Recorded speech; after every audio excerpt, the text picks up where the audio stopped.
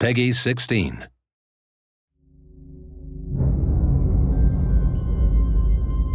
We have this really amazing opportunity to build a world that people want to stay in for a really long time and have that conversation with them. It's really exciting that this time it's a two-way street. It's not the one-way street it was ever before. We heard loud and clear what players wanted. They wanted more. That's what we've tried to do in The Dark Below, is bring people more. It's got more Crucible multiplayer maps, it's got a new strike, a brand new raid, new weapons, got new gear. More story was a core goal for us, so we created Eris. I am Eris, the last.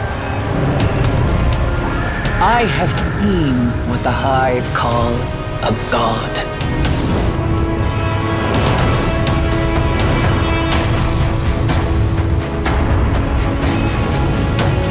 I told Zavala, we mustn't wake them. Eris is many things. She's a vendor in the tower, so she has loot and armor for you to get as you progress in the story.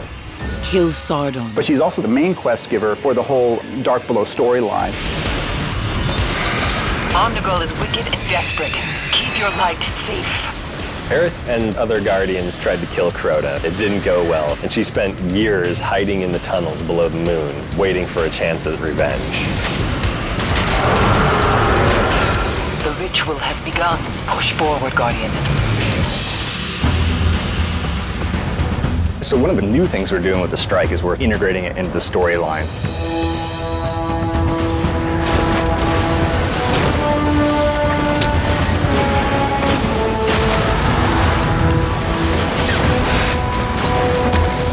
We wanted Eris to tie everything together. Crota's soul is waking. And so she's woven into the strikes, the story, and the raid, and making it all part of that one cohesive experience.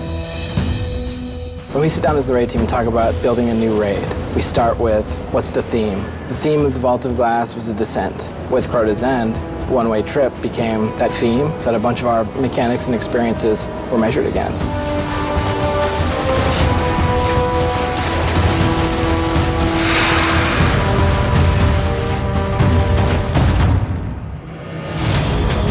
So Expansion 1 has 3 new maps. There's Pantheon, Skyshock, and the Cauldron.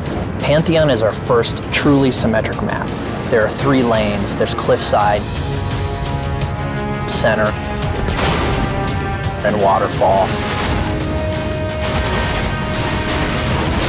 We wanted to have better compartmentalized infantry zones, so Skyshock gives us that. You've got the vehicles owning one space and you've got infantry owning another.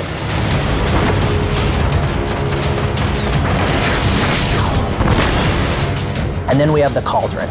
You've got these unique locations on each part of the map that are very easy to call out. You've got Bone Room, you've got Bridge Room, you've got the Altar, which is what makes it such a good small team map and a good Rumble map.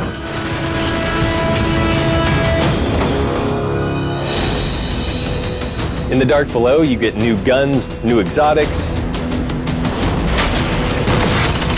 More choices of exotic armor that change the way the characters play.